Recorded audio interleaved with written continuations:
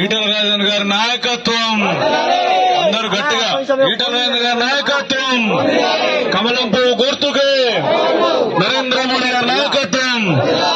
జై ఈటల, జై ఈటల, ఈటల గారి నాయకత్వం, కమలం పువ్వు గుర్తుకే, గుర్తు గుర్తుంచుకో, గుర్తు గుర్తుంచుకో,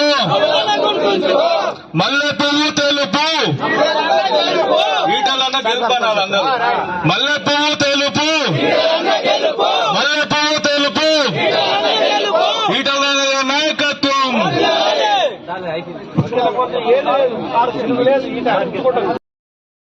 మనం అన్ని మాటలు కూడా అన్నట్టుగా చిన్నపత్రం చేస్తాం. ఈ సందర్భంగా తెలంగాణ ప్రజానికానికి నేను విజ్ఞప్తి చేసి అనుకున్నాను, ఈ 3 రోజుల పాటు సోషల్ మీడియాలో కానీ ఇతరత్ర ఛానళ్ళలో కానీ చేసేటువంటి దుష్ప్రచారాన్ని, దుర్మార్గాన్ని నమ్మద్దని చెప్పి నేను విజ్ఞప్తి చేస్తాను. నా 24 సంవత్సరాల చరిత్రలో, రాజకీయ జీవితంలో ఎన్నడూ ఒక మాట తుల్లను, ఎప్పుడు కూడా ఒక తప్పు మాట్లాడదు.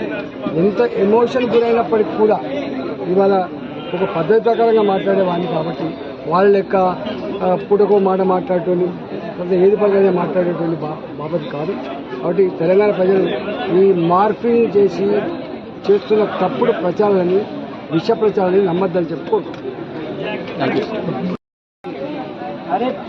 మల్కాజ్గిరి పార్లమెంటు పరిధిలో సకలాంగులుగా ఉన్న వికలాంగుల సంక్షేమ సంఘం ఆధ్వర్యంలో ఈరోజు ఇక్కడ వాళ్ళకి పిలిపించి వికలాంగుల అందరం కూడా ఏకగ్రీవంగా నేను మద్దతు ఇస్తున్నాను. దాన్ని అన్నారు, 24 ఏళ్ళుగా మాతో నువ్వు ఉన్నావు, మా సమస్యల పరిష్కారంలో నువ్వు భాగం పంచుకున్నావు.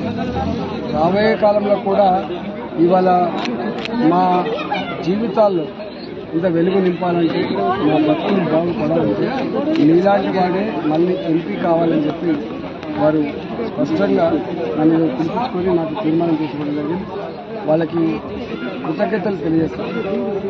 ఇలా వికలాంగుల సంక్షేమ సంఘం ఎట్లయితే తీర్మానం చేసిందో, ఇలా ఆటో డ్రైవర్లు కావచ్చు, ట్రాన్స్పోర్ట్ వెహికల్స్ కావచ్చు, 24 సంవత్సరాలుగా అనేక సంఘాలకు నేను నాయకుడిగా ఉన్నా, అధ్యక్షుడిగా ఉన్నా, ఉద్యమాలలో పాల్గొన్నా. కాబట్టి ఆశా వర్కర్లు వాళ్ళు ప్రభుత్వ ఉద్యోగులు కావచ్చు, సెకండ్ ఏఎన్ఎంలు, ఇవాళ విఆర్ఏలు, విఆర్ఓలు, గ్రామ కార్యదర్శులు, ఆర్టీసీ ఉద్యోగులు, గ్రామ పంచాయతీ ఉద్యోగులు, అదేవిధంగా మున్సిపాలిటీలో పనిచేసిన ఉద్యోగులు, ఇట్లా అన్ని వర్గాలు.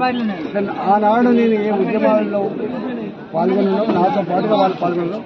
వాళ్ళందరూ కూడా ఈరోజు రాజేంద్రనే మళ్ళీ ఉన్నారనే పద్ధతిలో వాళ్ళ మద్దతు ఇస్తున్న తీరు నిజంగా చాలా గొప్పగా అనిపిస్తూ ఉంది. కాలనీలు, అపార్ట్మెంట్స్, గేటెడ్ కమ్యూనిటీస్ అన్నీ కూడా ఇవాళ ఏకగ్రీవ తీర్మానం చేస్తూ ఉన్నారు. బస్తీలలో ఇవాళ కాంగ్రెస్ పార్టీ కొన్ని డబ్బులు పంచి వాళ్ళకు కొంచెం ప్రలోభ పెట్టి ఓటు దండుకునే ప్రయత్నం చేస్తున్నారని ప్రచారం చేస్తారు. కానీ బస్తీలు ఎంత గొప్పనంటే ఆత్మగౌరవం కలిగిన బిడ్డలు కాబట్టి, ఆత్మగౌరవం కలిగిన బిడ్డలు కాబట్టి మంచేందో చెడేందో తర్కించుకునే శక్తి ఇవాళ ఎవరు మనోడో ఎవడు మందోడో వాళ్ళకు అర్థమైంది. కాబట్టి ఇవాళ వీళ్ళు ఎన్ని జిమ్మిక్కులు చేసినప్పటికీ కూడా ఇవాళ మల్కాజ్గిరి గడ్డ మీద గెలిచే అభ్యర్థిని నేనే అనేటువంటి భావన ఉన్నది. అసలు దరిదాపులో కూడా లేవు. కాంగ్రెస్ పార్టీ, బీఆర్ఎస్ రెండు కలిపితే కూడా ఇలా భారతీయ జనతా పార్టీ సమానంగా లేని పరిస్థితి ఇస్తూ ఉన్నాయి. కాబట్టి ఇంకొక 3 రోజుల పాటు ప్రచారం ఉంది.